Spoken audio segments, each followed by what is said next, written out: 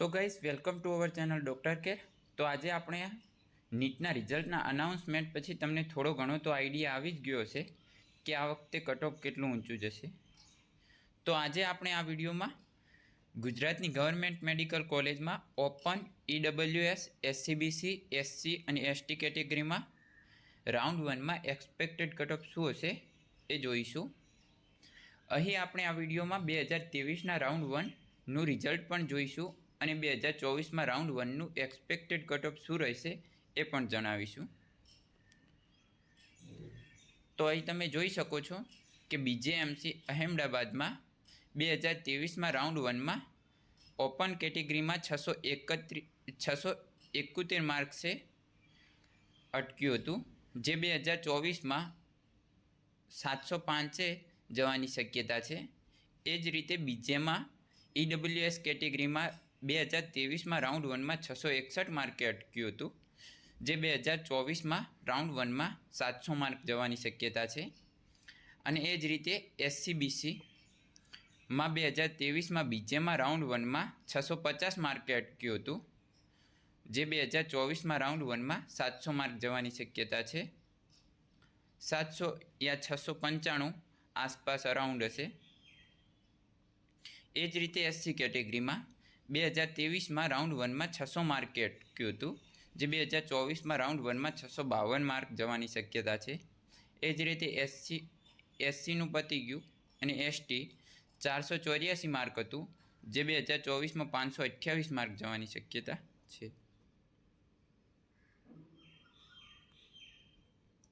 હવે તમે સ્પષ્ટ જોઈ શકશો બધી જ કેટેગરીના અને બધી જ ગવર્મેન્ટ મેડિકલ કોલેજનું કટ ઓફ।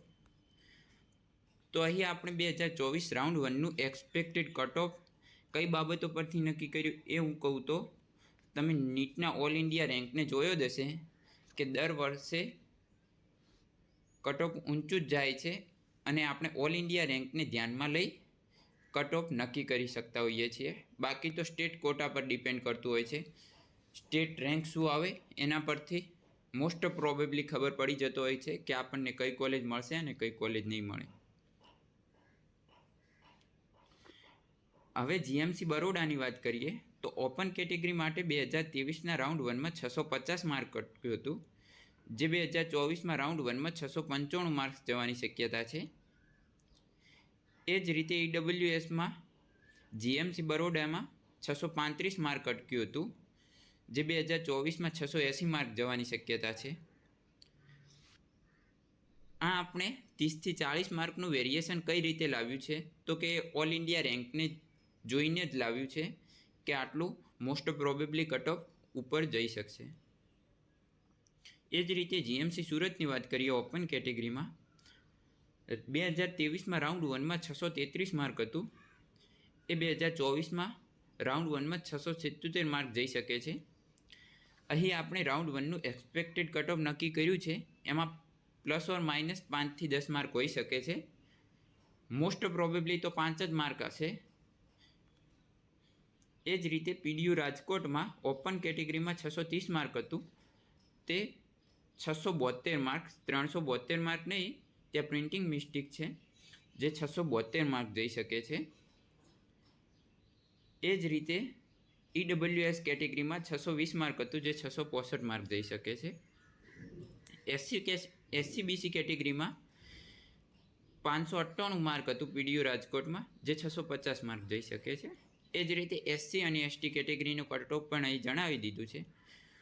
તો તમે આ PDFની સ્ક્રીનશોટ લઈ શકો છો અથવા તો તમે ટેલિગ્રામ ચેનલ ડૉક્ટર કેરમાં જોડાઈ શકો છો અને એની લિંક ડિસ્ક્રિપ્શનમાં આપેલી છે। તો હું આ PDF ટેલિગ્રામ ચેનલ ડૉક્ટર કેરમાં મૂકી દઈશ, તો તમે ત્યાં જઈને જોઈ શકો છો। આ ઉપરાંત અહીં બધી જ મેડિકલ કોલેજ MPSA જામનગર અને GMC ભાવનગરનું પણ એક્સપેક્ટેડ કટ ઓફ રાઉન્ડ 1નું જણાવી દીધું છે અને વિથ કમ્પેર 2023માં તો તમે જોઈ શકો છો અને કમ્પેર પણ કરી શકો છો કે આ વર્ષે કટ ઓફ કેટલું ઉપર જશે। આ ઉપરાંત જો તમારે GMERS મેડિકલ કોલેજ અને સેલ્ફ ફાઇનાન્સ મેડિકલ કોલેજનું એક્સપેક્ટેડ કટ ઓફ જો જોઈતું હોય તો મને કોમેન્ટ સેક્શનમાં જણાવી શકો છો, તો એનો પણ હું વિડીયો બનાવવાનો ટ્રાય કરીશ। તો સો ગાઈસ, આ વિડીયો રિલેટેડ કોઈ પણ ક્વેરી હોય તો તમે મને કોમેન્ટ સેક્શનમાં જણાવો. Thank you.